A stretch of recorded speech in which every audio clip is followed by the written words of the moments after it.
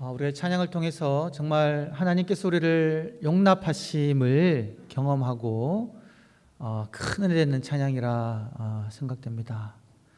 네, 하나님께서 이게 정말 사실이니까 제가 이 자리에 있는 것 같아요.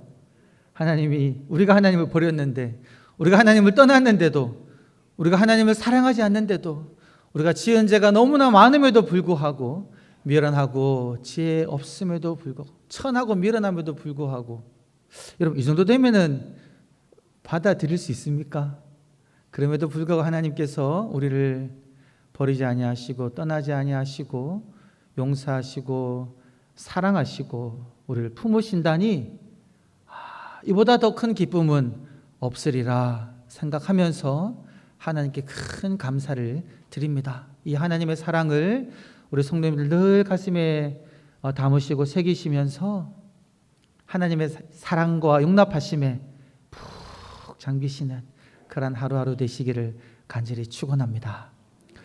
이번 한 주간 저희들이 가슴에 담고 외치며 기억할 한 문장은요, 주보를 보시면 나와 있는데 이러합니다. 승리는 숫자가 아니라 하나님이 주십니다. 승리는 숫자가 아니라 하나님이 주십니다. 우리 다 같이 한번 가슴에 손을 얹고 믿음의 마음으로 고백하는 마음으로 함께 외쳐보시겠습니다. 시작. 승리는 숫자가 아니라 하나님이 주십니다. 아멘. 제가 어떤 우리 영성가의 책을 읽다 보니까 그런 문장이 있었습니다. 요즘 세대는요, 숫자에 의해서 하나님에 관한 거룩한 상상력이 침해되는 사회다, 이렇게 이야기하더라고요. 다시 한번 말씀드리겠습니다. 오늘날의 사회는 숫자에 의하여 하나님에 관한 거룩한 상상력이 침해되는 사회다, 방해받는 사회다 이다라는 거죠. 우리 현대 사회를 지배하는 생각이 무엇이냐면 수치라는 겁니다. 계량화해서 한 개인과 한 단체를 평가하는 겁니다.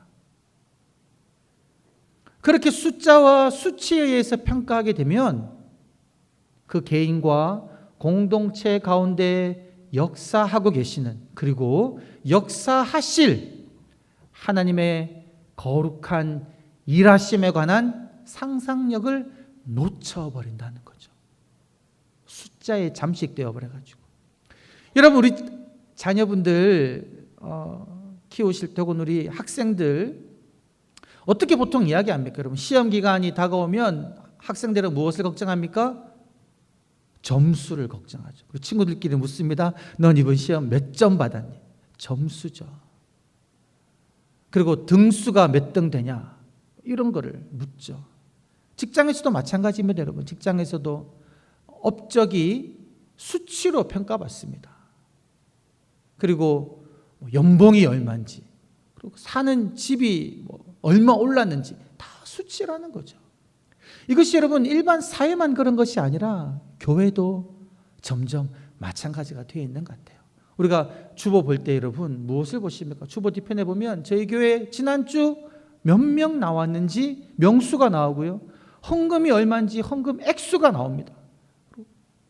그리고 교회 학교 인원수가 나오죠. 이 수치를 보면서 지금 우리 교회가 이 코로나 시기에 잘 이겨내고 있는지를 숫자에 따라서, 수치에 따라서 평가한다라는 거죠, 여러분. 네, 말씀드립니다. 숫자에 주목하게 되면, 수치로 한 공동체, 특별히 교회를 평가하게 되면요, 그 교회 안에 역사하시는 우리 성도님 각 개인마다 역사하시는 하나님의 그 사랑과 역사하심이 놓쳐버려진다라는 거죠. 제 교회에서 해마다 노회에 보고하는 것이 있습니다. 이제 노회에서 교세 통계표를 정해서 이제 조사해서 보고를 합니다. 그 교세 통계표를 보면요, 세례받은 교인이 몇 명, 교역자가 몇 명, 항종 직분자들, 장로, 집사, 권사가 몇 명, 다 보고하는 거거든요. 그리고 헌금 액수를 이제 보고하고요. 그에 따라서 선교 헌금으로 얼마를 사용하는지, 구제금으로 얼마를 사용하는지, 장학금으로 얼마를 사용하는지를 다 적어서 보고합니다. 그거를 노회가 다 모아가지고요, 지금 우리 관악노회가 성장 중인지 아니면 어려움이 있는지를 평가하는 거죠. 그런데 여러분, 이렇게 보고하는 것 중에 무엇이 빠졌냐면요, 올 한 해 이 코로나19 가운데서도 영동교회 성도님들 중에 믿음 지키기 위하여 애써서 그 어려운 상황 속에서도 하나님 만난 이야기, 그 이야기를 보고하라는 내용은 없다라는 거죠. 수치에 의해서 교회가 평가되기 시작하면요, 우리 성도님들이 일상생활 속에 하나님 만난 이야기가 점점 관심 받기 되어버리고 만다라는 거죠. 여러분, 수치로 우리가 사람을 평가하면요, 어떻게 되는 겁니까? 사자성어 중에 그런 거 있잖아요. 다다 익선. 사자성어입니다, 여러분. 많으면 많을수록 좋다. 여러분, 이것이 진리라고 생각하십니까? 교인 수가 많으면 많을수록 좋다. 헌금 액수가 많으면 많을수록 좋다. 이렇게 교회를 바라보게 된다는 거죠. 그런데 여러분, 이렇게 바라보게 되면요, 우리는 뭔가 중요한 것을 놓치게 된다라는 거죠.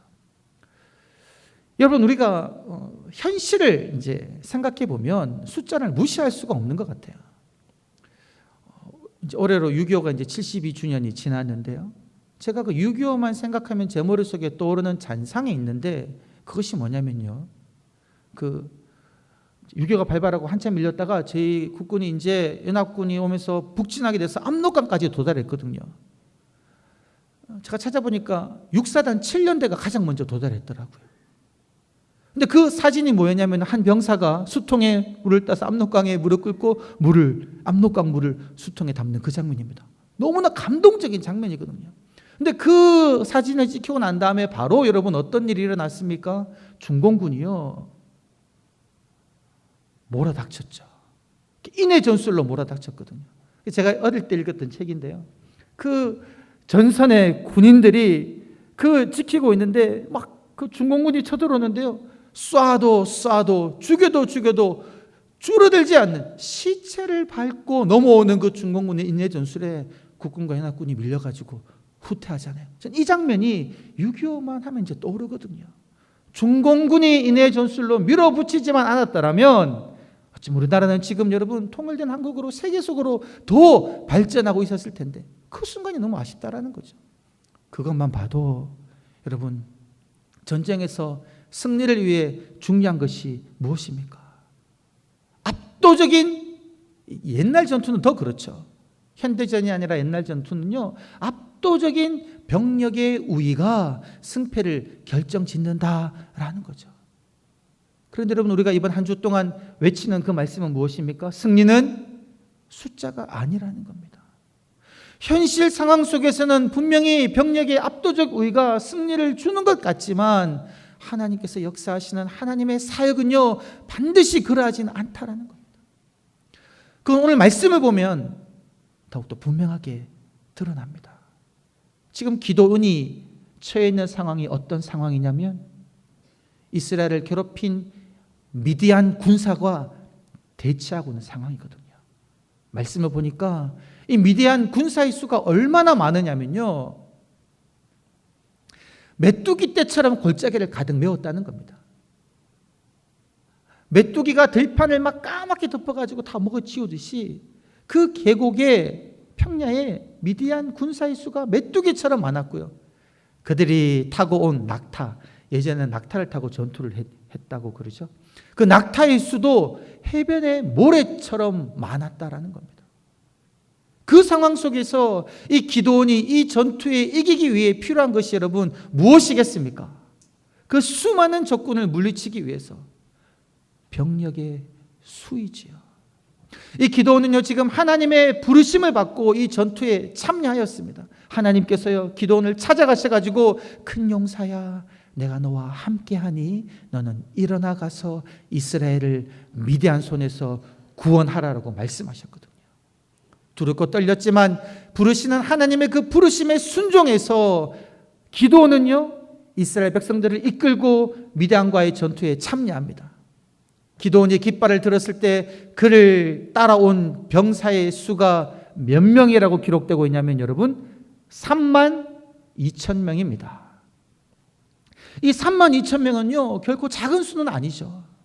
우리가 지난주에 함께 살펴보았던 그 드보라가 하솔왕 야빈과 전투하기 위하여 병력을 모았을 때 10,000명이 모였죠.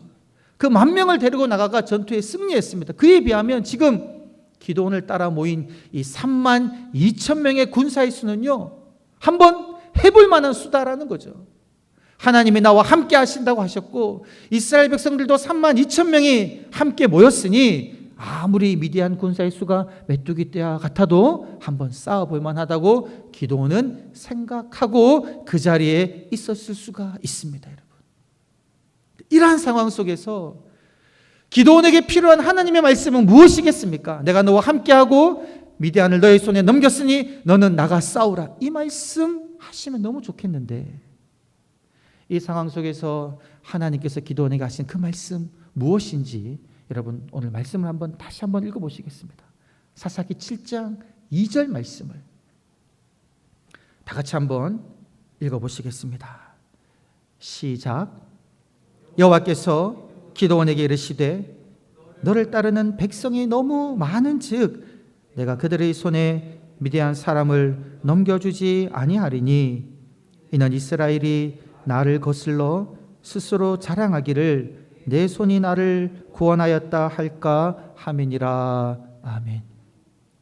이 말씀 여러분 한 3문장으로 이루어져 있는데 가운데를 보면요, 하나님이 그렇게 말씀하십니다. 내가 이스라엘 백성의 손에 미디안을 넘겨주지 않겠다. 이 말은요, 기드온에게 충격적으로 와닿을 수 있습니다. 지금 기드온이 누구 믿고 전쟁에 나왔습니까, 여러분? 자기 초소에서 타작마당에서 밀타작하고 있을 때에 하나님이 불러가지고 내가 너와 함께해서 미디안을 너의 손에 넘기겠으니 내가 너로 하여금 미디안을 한 사람 치듯 하게 하겠으니 너는 가라. 그 말씀 믿고 왔는데 하나님이 지금 전장에 온 기드온에게 하시는 말씀이 내가 이스라엘 백성의 손에 미디안을 넘겨주지 않겠다라고 말을 바꿔버리시는 겁니다. 여러분, 하나님이 왜 이렇게 말씀하셨습니까? 그 이유가 이 2절 말씀에 기록되어 있는데요, 하나님께서는요, 우리가 하나님이 부르시는 그 소명의 자리에 나갔다고 하더라도 우리의 일하는 방식이 하나님의 뜻과 맞지 않으면요, 하나님께서는 하나님의 역사를 이루지 아니하시는 분이시다라는 거죠. 지금 어떤 면에서 하나님의 뜻과는 다른 방법으로 일이 진행되고 있는 겁니까? 2절을 보니까 그렇게 이야기하는 거죠. 너를 따르는 백성이 너무 많다라는 겁니다. 32,000명이 너무 많다는 거죠. 그리고 이 32,000명이 지금 누구를 따르고 있냐면 기드온을 따르고 있다는 겁니다. 여러분, 기드온을 믿고 기드온을 군대 장관으로 여기고 기드온과 함께 전투하겠다라고 지금 사람들이 생각하며 왔다라는 거죠. 그들을 보면서 기드온의 마음은 든든함이 있을 수가 있습니다. 나를 믿고 신뢰하며 나와 함께 싸우고자 하는 사람들이 32,000명이나 되니 한번 해볼 만하다, 이런 마음이라는 거죠. 너무 많다는 겁니다. 숫자가 많으니 너의 마음이 어떻게 될 수 있다는 겁니까? 나를 거슬러 스스로 자랑하는 마음이 생긴다는 거죠. 32,000명이나 따르는 나 스스로를 자랑하면서 그 병사를 이끌고 전쟁에 승리하더라도 어떻게 고백할 수 있냐면 하나님이 하신 것이 아니라 내가 했다라고 생각할 수 있으니 하나님은요, 내가 미디안을 너희 손에 넘기지 않겠다라는 겁니다.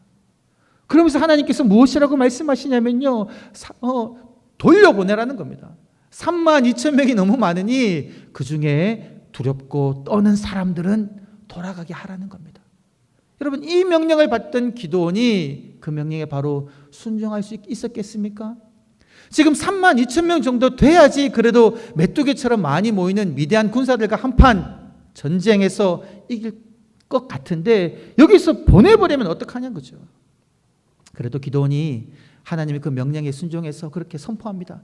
두렵고 떠는 자들은 돌아가라. 이렇게 이야기할 때 기드온 마음속에 어떤 약간의 기대감이 있었겠습니까?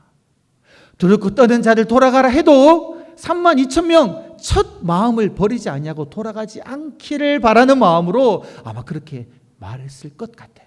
그런데 여러분, 그렇게 말하는 순간 자신을 바라보고 있던 그 32,000명의 군사들이 점점 어떻게 하는 겁니까? 한 명, 두 명 눈치를 바라보더니만 고개를 돌려 등을 돌려 떠나는 겁니다. 그 수가 여러분 한두 명이 아니라 32,000명 중에 3분의 2 정도가 되는 22,000명이 돌아가 버리는 거죠. 괜히 말했다 싶지 않았겠습니까? 괜히 내가 하나님 말씀에 순종해서 두렵고 떠는 자들은 돌아가라라고 말했다 싶은 거죠. 이런 결과가 있을 것이라고는 상상도 못했을 것입니다. 그 지금 남은 병사의 수가 10,000명이에요. 10,000명. 그래도 여기까지는 감당할 수 있겠다 생각했을 수도 있을 것 같아요. 왜요? 앞에서도 말씀드렸지만 드보라가 전쟁할 때 10,000명 데리고 가서 싸워 승리했지 않습니까? 10,000명 정도면 그래도 해볼만 하다. 아직 이 정도면 괜찮다 여기고 있을 때에 하나님이 다시 한번 무엇이라고 말씀하십니까? 4절을 보게 되면 그렇게 이야기합니다. 아직도 많다라는 겁니다. 아직도 많으니 더 돌려보내라는 거죠. 여러분, 이 명령에 순종하실 수 있으시겠습니까? 32,000명이 3분의 1로 줄었는데 여기서 더 줄이라고 하시는 거죠. 그래서 기도원이요, 하나님 명령에 따라가지고 이 백성들을 냇가로 데리고 갑니다. 하나님이 물을 마시우라 하는 거죠. 물을 마시우는 걸 보고 내가 누구를 데리고 갈지 결정하겠다는 겁니다. 말씀을 보면요, 어떤 이들은 개처럼 물을 핥아 먹었다 그래요. 또 어떤 이들은 여러분 무릎을 꿇고 먹었다고 이야기합니다. 여기까지만 보면 여러분들은 이 둘 중에 누구를 하나님이 택할 것 같습니까? 이 어감상으로 보면 개처럼 핥아 먹는 사람을 택할 것 같습니까? 무릎 꿇고 앉아 먹는 사람을 택할 것 같습니까? 어감상으로 봤을 때도 무릎 꿇고 앉아 먹는 사람이 조금 더 겸손한 것 같고 개처럼 핥아 먹는다니까 좀 어감이 이상하지 않습니까? 근데 말씀을 쭉 보니까요, 누가 선택받냐면 개처럼 핥아 손으로 물을 떠서 이 혀로 핥아 먹는 사람을 하나님이 택하신다는 거죠. 그들이 몇 명이다라고요? 300명이다라는 겁니다. 근데 말씀을 이렇게 놓고 보면 하나님이요, 마지막 300명을 택할 때에 이들이 정말 보통 이야기하듯이 주변을 살피면서 주의 있게 물을 떠먹기 때문에 선택받았다 이렇게 여기기도 하는데요, 그렇게 보기보다는 그냥 하나님께서는요, 이 작은 수의 사람을 택한 겁니다. 여러분, 9,700명이 물을 먹는 방식이 일반적입니까? 300명의 사람이 물을 먹는 방식이 일반적입니까?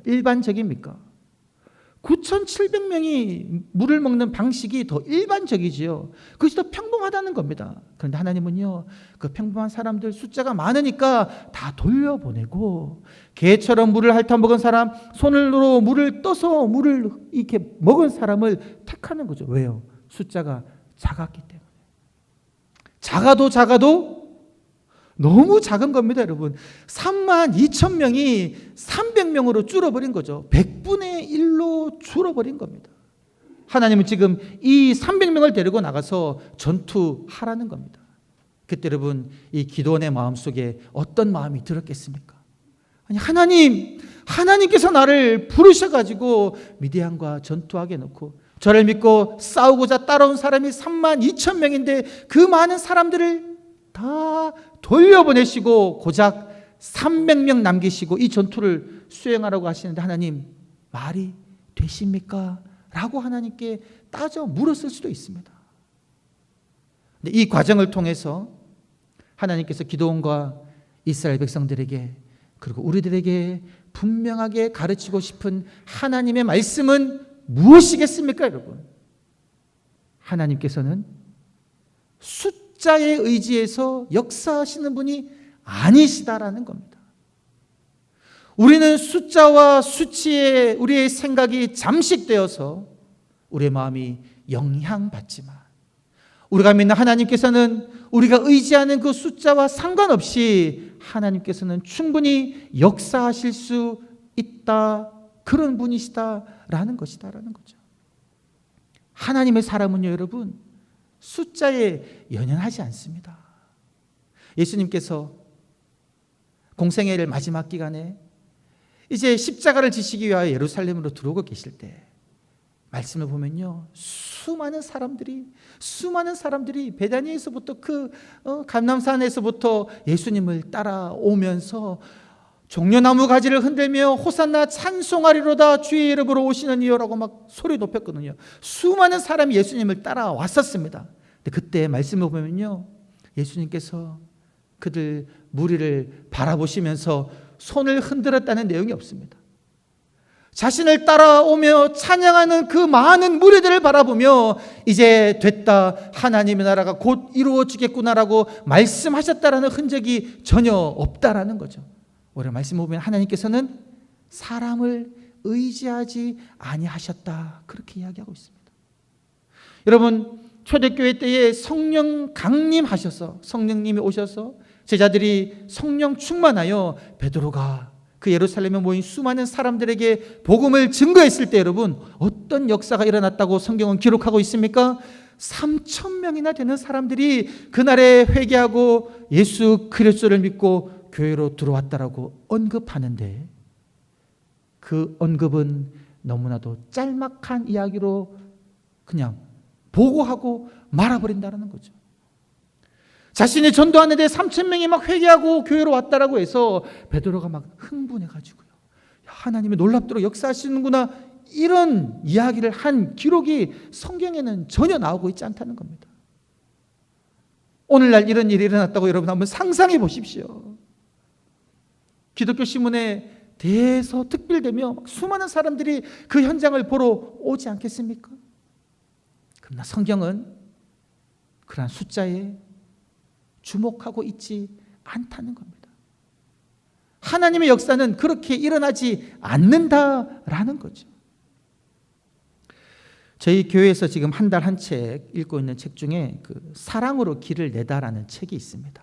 이 사랑으로 길을 내다라는 책은 윤상혁 교수님이 북한에 살면서, 이제 미국 시민권자인데요, 그곳에 살면서 그곳 어린이들에게 어떤 음식을 주고 아이들 신발을 주는 그런 사역, 그리고 본인도 그 김일성 대학에서 의사로 일하는 그런 책의 내용이거든요. 근데 그 내용 보니까 그런 이야기가 나옵니다. 2008년도에 중국이 쌀을 외부로 반출하는 것을 금했다고 그래요. 그래서 북한 땅에 그 이제 유치원에 쌀이 똑 떨어졌다는 겁니다. 배급할 게 없었다는 거죠. 그래서 이제 이 분에게 NGO 단체니까 요청이 왔는데, 그 북한 땅에 있는 그 본인이 이제 감당할 수 있는 지역에 점심을 주려면 한 5톤 정도가 필요한데 한 달에 $3,000가 필요하다는, $3,000. 근데 이 NGO 단체가 초창기니까 그런 액수가 없는 거예요. 어떻게 하느냐? 이제 북경에 있는 어떤 교회에 이야기했더니만 9,000불이 헌금이 돼가지고요, 한 3개월치는 어떻게 할 수 있었답니다. 그렇게 3개월을 아이들에게 밥을 주고 난 다음에 이제 재정이 다 바닥났죠. 그러면서 3개월 뒤에 이제는 더 이상 줄 수 없습니다. 다음 달에는 어떻게 할 수가 없습니다. 그렇게 이야기가 오는데, 그 달에 갑자기 통장에 누군지도 모르는데요, 700만 원이 헌금이 되었다는 거예요. 700만 원이. 알지도 못하는 사람에게서. 그런데 급한 대로 또 그 다음 달에도 점심 도시락을 줬다 그래요. 근데 그 700만 원이 그 다음 달에도 계속 입금되었다는 겁니다. 1년 동안 계속 주는데, 나중에 알고 보니까 이 윤상혁 교수님의 사역을 어떤 목사님을 통해서 듣게 된 한국에 있는 한 주식투자회사 사장이 이제 그 이야기를 듣고는 본인이 이제 그 어떤 회사의 이익을 어떻게 성경금을 하고 싶은데 찾던 중에 그 소식을 듣게 되었다는 겁니다. 그래서 이렇게 이제 매달 700만 원씩 1년을 헌금을 했다라는 거예요. 이분이 하신 이야기가 숫자상으로는 통장에 있는 잔고를 통해 보면 더 이상 사역을 할 수 없었는데, 하나님께서는 예상치 못한 방법으로 우리가 전혀 기대치 않은 그런 경로를 통하여 사람의 마음을 감동시키시사 하나님의 일을 하는 것을 경험했다라는 겁니다. 그래서 그 이후부터도 여러분 재정이 계속 채워져 가지고 7년 동안 그 사역을 계속할 수 있었다라는 고백을 보았습니다. 여러분, 이것이 바로 하나님께서 역사하시는 방법이다라는 거죠. 우리는 수치와 숫자에 따라서 계획하고 간음해서 하나님의 일을 하려고 하고, 충분한 재정이 없으면 하나님 일을 할 수 없다라고 생각하고, 우리는 승리할 수 없다라고 생각하지만 하나님께서는 그렇게 숫자에 매이는 분이 아니다라는 겁니다. 여러분, 기도원이 어떻게 합니까? 300명만 남았는데 하나님께서 그 300명을 데리고 나가 전투하라고 말씀하셨을 때에 기도원은요, 그 말씀에 순종합니다. 결과는 우리가 다 알지 않습니까? 이 300명을 통하여 정말 말도 안 되는 방식으로, 여러분, 횃불과 항아리를 들고 나가는데, 그런 방식으로 하나님은 기도원을 통하여 미디안을 무찌르셨다라는 것입니다.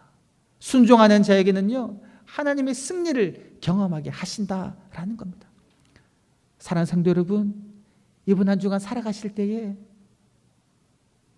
숫자에 매이지 마시고, 수치에 우리의 믿음이 제약되지 마시고, 숫자를 넘어서 역사하시는 하나님의 그 놀라운 역사를 믿음으로 나아가시기를 선포합니다. 하나님의 말씀에 순종하시면서 하나님의 부르시는 그 소명의 자리에 여러분의 작은 헌신을 더하실 때에 하나님께서는 여러분을 통하여 하나님의 귀한 일을 이루실 줄 믿습니다. 이러한 일을 경험하시는 저와 여러분이 되시기를 주의 이름으로 간절히 축원합니다. 하나님, 내가 가진 것을 의지하지 않게 하시고 하나님을 의지하게 하여 주시옵소서. 숫자에 매이지 않게 하여 주시고 하나님의 무한하신 능력을 바라보게 하여 주시어 일하시는 하나님, 역사하시는 하나님을 순종함으로 경험하게 하여 주시옵소서. 감사드리옵고 구주 예수님의 이름으로 기도드리옵나이다. 아멘.